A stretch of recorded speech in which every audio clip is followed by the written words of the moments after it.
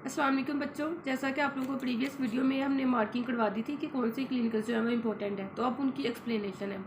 सबसे पहले जो क्लिनिकल है वो नेजल फ्रैक्चर्स है।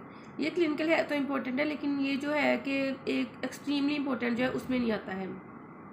सबसे पहले क्या कहता है, जो नोज होता है ना, ये बॉडी का बहुत ज़्यादा प्रोमिनेंट पार्ट होता है। तो ये आप देख सकते हैं कि लिखा हुआ है because of the prominence of the nose fracture of nasal bones are common. तो इस नोज की जो बोन मेन बोन होती है वो नेजल बोन होती है। तो कहते हैं कि इसकी प्रोमिनेंस की वजह से जो नेजल बोन होती है ना, इसके फ्रैक्चर सबसे ज़्यादा कॉमन होते हैं। अब ये कॉमन किस चीज़ों में होते हैं? दो चीज़ों में होते हैं, या तो ऑटोमोबाइल एक्सीडेंट में होते हैं या फिर कोई कॉन्टैक्ट स्पोर्ट होती है तो उसमें ये कॉमन होते हैं। अब इसमें दो तरह के फ्रैक्चर्स हो सकते हैं। एक तो ये होता है कि अगर लेटरल ब्लो लगे या फिर डायरेक्ट ब्लो लगे। अगर तो लेटरल फोर्स होती है ना, when lateral force is applied, तो अगर तो लेटरल फोर्स लगती है ना तो वो किसी की एल्बो जो होगी ना उससे लगेगी। लेकिन अगर कोई डायरेक्ट ब्लो लगेगी ना तो इससे क्या हो जाएगा कि एपिस्टेक्सिस जो है वो स्टार्ट हो जाएगी। ये किसकी बात हो रही है? ये लेटरल ब्लो जो कि एल्बो से हो रही थी। अब उसके बाद आगे कहता है कि अब अगर डायरेक्ट ब्लो लगेगी ना, तो जो डायरेक्ट ब्लो होती है वो ज़्यादा डेंजरस होती है, क्योंकि इसमें जो क्लिब्रिफॉर्म प्लेट होती है ना ऑफ ए थ्वाइड बोन, उसका फ्रैक्चर हो जाता है। इस वजह से इसको ज़्यादा डेंजर समझा जाता है। उसके बाद आगे क्लिनिकल है डेविएशन ऑफ नेजल सेप्टम। ये इंपॉर्टेंट है क्योंकि नेजल सेप्टम के एसोसिएटेड काफ़ी ज़्यादा क्लिनिकल्स होते हैं, तो इस वजह से इसकी डेविएशन भी इंपॉर्टेंट है। अब जो ये होता है कि इसकी डेविएशन या तो वो बर्थ इंजरी की वजह से हो सकती है, या फिर जब बंदा अडल्टहुड में पहुंचता है ना तो तब उसको कोई ट्रामा वगैरह होता है तो उसकी वजह से ये होती है।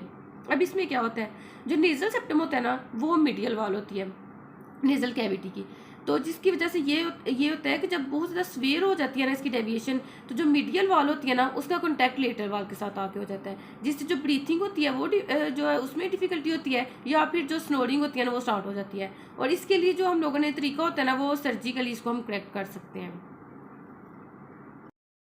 उसके बाद नेक्स्ट क्लिनिकल है रिनाइटिस। रिनाइटिस पे जितना स्ट्रेस दिया जाए उतना ही कम है। ये बहुत ज़्यादा इंपॉर्टेंट क्लिनिकल है एमसीक्यूज के लिहाज से, एससीक्यू के लिहाज से, और साथ ही साथ जो है वो वाइवा के लिहाज से भी।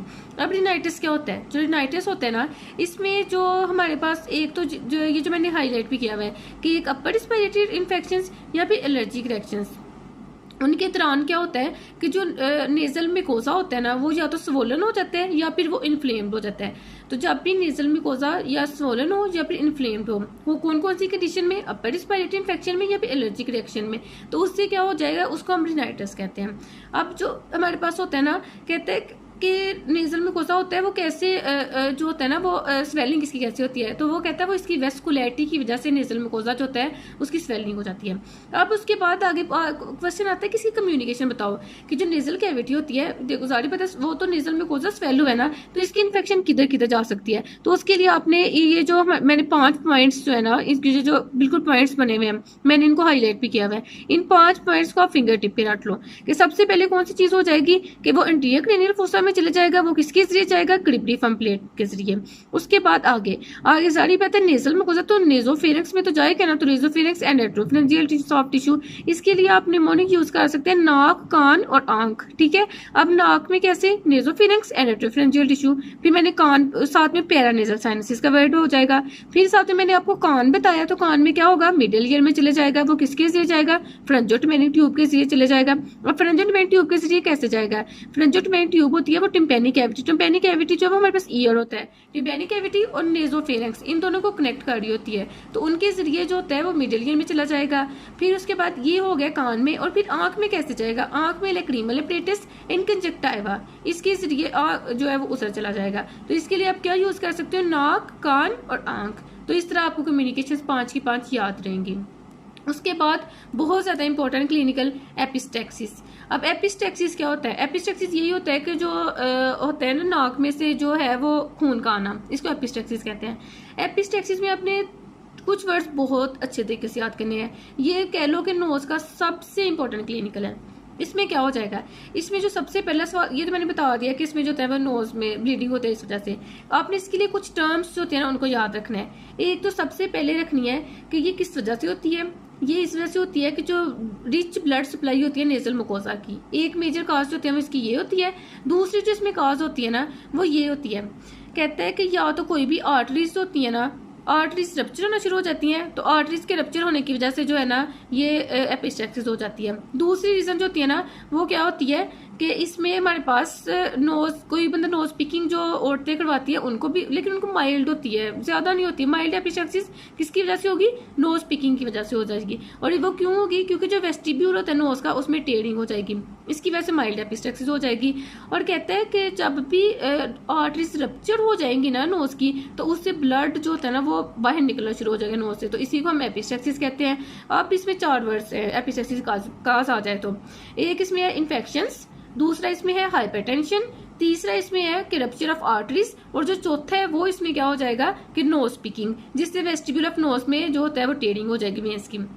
उसके बाद आगे कहता है कि इसमें जो है कौन सा ऐसा एरिया होता है जिसमें जब जो है हमारे पास कोई ट्रॉमा हो तो जो है वो एपिस्टैक्सिस स्टार्ट हो जाती है। तो इसको फिंगर टिप्स भी आपने डांट लेना है कि वो एरिया काइसल बैक एरिया होता है। ये एरिया अब क्या होता है? ये ऐसा एरिया होता है जिसमें 5 आर्टरीज मिलती हैं, उनके दरमियान एनास्टोमोसिस होता है। वो आर्टरीज भी आप लोगों को पीछे बता दी जाएंगी। तो वो आर्टरीज जो होती हैं उनके दरमियान एनास्टोमोसिस होता है। जब उनकी वजह से उनमें जब कोई रप्चर होता है ना, तो उससे जो होता है ना वो केजल बैक एरिया, उसको हम लोग कहते हैं उस एनास्टोमोसिस को, उस एरिया को, इसको लिटल्स एरिया भी हम कह सकते हैं। ये वर्ड भी आपने याद रखना है। और ये जो एरिया होता है ना इसकी लोकेशन आती है कि इसकी लोकेशन कौन सी है जिससे जो होता है ना वो एपिस्टैक्सिस होती है। तो वो ये आपने याद रखना है कि in the interior third of the knows.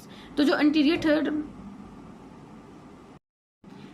तो इसमें जो एक कभी कभी पूछते होते हैं केजल बैक एरिया होती है, एक ये एसईक्यू में आता है कि इसकी लोकेशन क्या होती है। तो आपने बताना होता है फिर कि ये जो मैंने हाईलाइट किया है कि जो एरिया होता है ये interior third of the knows, वहां पे एक एरिया होता है, इसको हम कहते हैं केजल बैक एरिया।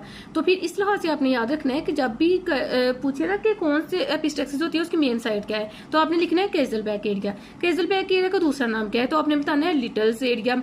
उसके बाद 2 चीजें आपको बता दी। फिर वो पूछेगा केजल बैक एरिया किधर है, तो आपने बताना है कि interior third of the knows में। ठीक है, ये 3 चीजें बता दी। फिर वो आपसे पूछेगा कि बताओ कौन सी जो आर्टरी होती है वो मेन आर्टरी एपिस्टैक्सिस की, तो वो आर्टरी होती है सफिनो पैलेटाइन आर्टरी। तो आपने सफिनो पैलेटाइन आर्टरी जो याद रखनी है और साथ में ये जो मैंने पॉइंट्स बताए उनको याद रखना है। फिर काजेस में पहले एक्सप्लेन कर चुकी हूँ, तो आपने उन काजेस को भी एक दफा देख लेना है। अब मैं आप लोगों को काइजल बैक एरिया बताने लगी हूँ कि वो क्या होता है। अब ये मैंने ना काइजल बैक एरिया बताने के लिए आप लोगों को पीछे से इसकी थ्योरी को लिया। तो ये एरिया इंटीरियर, ये जो है जो ये 5 आर्टरीज मिलती हैं, anterior ethmoidal artery, posterior ethmoidal artery, sphenopalatine artery, greater palatine artery और septal branch of superior labial artery. ये पांचों की पांचों आर्टरीज होती हैं। ये जहाँ पे जाके अपना एनास्टोमोटिक प्लेक्सिस बनाते हैं उस एरिया को हम कैजल बैक एरिया कहते हैं। अब मैंने आप लोगों को पहले बताया है तो आप इसको हाईलाइट भी कर सकते हो कि ये जो हमारे पास है सफिनो पैलेटाइन आर्टरी, ये मेन आर्टरी होती है उसकी जो एपिस्टैक्सिस की। तो जब भी क्वेश्चन है कि उसकी जो है हमारे पास एपिस्टैक्सिस उसकी मेन आर्टरी कौन सी है, तो आपने बताना होता है सफिनो पैलेटाइन आर्टरी। और जो प्लेक्सिस है वो कैजल बैक प्लेक्सिस है, वो इन आर्टरी से मिलकर बनता है। इसके लिए आपने बीडी को फॉलो नहीं करना, बीडी पे जो है 3 आर्टरीज दी हुई है, तो इस वजह से आपने केएलएम से ये 5 आर्टरीज हिफ्स कर लेनी है। बाकी जो मैंने मेन पॉइंट्स बताया वही ऐसे ही में पूछे जाते हैं, वो आप लोगों के सारे जो है वो मैंने आपको कंप्लीट करवा दी हैं। तो आप अच्छे तरीके से एपिस्टैक्सिस को पढ़ो, क्योंकि एपिस्टैक्सिस ऐसा क्लिनिकल है कि नोज में अगर कोई क्लिनिकल आएगा तो वह मोस्ट चांसेस है कि वो एपिस्टैक्सिस ही आएगा या फिर रेनाइटिस आएगा आपको। उसके बाद आ गया इन्फेक्शन ऑफ मैक्सिलरी साइनसिस। जो मैक्सिलरी साइनसिस है ना, इसके ये सबसे पहले तो आपने इसके लिए कौन से पॉइंट्स याद रखने हैं। एक मैंने पॉइंट जो है उसको हाईलाइट करना भूल गई हूँ, तो आप उसको हाईलाइट कर सकते हैं कि वो पूछते होते हैं कि जो मोस्ट कॉमनली इन्फेक्टेड साइनस होता है ना वो कौन सा होता है। तो इसमें से ये चीज़ याद रखनी है कि जो मैक्सिलरी साइनस होता है ना ये मोस्ट कॉमनली इफेक्टेड होता है। एक ये चीज आपने याद रखनी है। दूसरा, इसकी 2 रीजन होती हैं, वो कौन सी रीजन होती है उसका आपको पता होना चाहिए। ये क्लिनिकल इंपॉर्टेंट है लेकिन बहुत हद दर्जे का इंपॉर्टेंट नहीं है, लेकिन मैं पहले बता चुकी हूँ जिन्होंने डिस्टिंक्शन लेनी है उनको सब करना पड़ेगा। तो वो क्या होता है, कहते हैं जो इनके ओस्टिया होते हैं वो होते हैं छोटे। ठीक है, एक रीजन क्या होगी, बिकॉज देयर ओस्टिया क्या होती है, ओपनिंग्स होती हैं, वो होती है स्मॉल। दूसरी रीजन इसकी अब क्या होती है, कहते हैं कि ये जो होते हैं ना, ये इनकी जो सुप्रोमीडियल वॉल्स होते हैं ना वहां पे बहुत हाई लोकेट हो रहे होते हैं। फिर उसके बाद इसमें ये रीजन थी कि जो मैक्सिलरी ओस्टिया होते हैं ना वो स्मॉल होते हैं और सुप्रोमीडियल होते हैं, और सुप्रामीडियल वाल पर जो वो हाई लोकेशन होती है। अब छोटी होने की वजह से क्या हो जाएगा कि म्यूकस मेम्ब्रेन की कंजेशन हो जाएगी। जब म्यूकस मेम्ब्रेन जो है वो कंजेस्ट हो जाएगा तो इससे ये हो जाएगा कि ओस्टिया ऑब्स्ट्रक्ट हो जाएंगे। दूसरी मैंने बताया कि वो हाई होते हैं, तो इस वजह से जब वो फुल होंगे फिर ही वो ड्रेन करेंगे। तो ये दो रीजन होते हैं कि maxillary sinus most commonly affected होते हैं। अब इसमें क्या होता है कि जो जिस बंदे को ये होता है ना, तो वो नाइट्स ऑफ रोलिंग, कभी वो इधर को अपना करेगा, कभी वो दूसरी साइड पे करेगा, ताकि उसका साइनस जो है वो ड्रेन हो सके। उसके बाद आगे जो होता है ना, इसके हम किनूला पास करते हैं, किसके जरिए मैक्सिलरी ओस्टियम के जरिए साइनस में पास करना होता है, तो जिसके हम लोग जो है इसको कैन्युलेट कर सकते हैं। उसके बाद जो इंपॉर्टेंट क्लिनिकल है वो relationship of teeth to maxillary sinus. बार बार पूछते हैं कि मैक्सिलरी साइनस और मैक्सिलरी टीथ, तो इसमें आपने एक वर्ड सिर्फ याद रखना है, वो है सुपीरियर एल्वियोलर नर्व। कहते हैं जो सुपीरियर एल्वियोलर नर्व होते हैं वो मैक्सिलरी टीथ को भी सप्लाई कर रही होती है, तो मैक्सिलरी साइनस को भी सप्लाई करती है। जब भी कोई इन्फ्लेमेशन होती है मैक्सिलरी साइनस की, तो उसमें जो तरह हमें मैक्सिलरी टीथ में टूथेक महसूस होती है, और वो इसकी रीजन क्या है, सुपीरियर एल्वियोलर नर्व। अल्लाह हाफिज बच्चों, आज के लिए इतना ही था। सारे क्लिनिकल्स मैंने जो है वो प्रीवियस वीडियो में आप लोगों को मार्क करवा दिए थे, इधर मैंने आप लोगों को एक्सप्लेन भी सारे करवा दिए हैं। तो अब ये है कि आप लोगों ने जो है अच्छे तरीके से इस तरह हाईलाइट कर लेने हैं और अच्छे तरीके से कर लेना है। अल्लाह हाफिज बच्चों।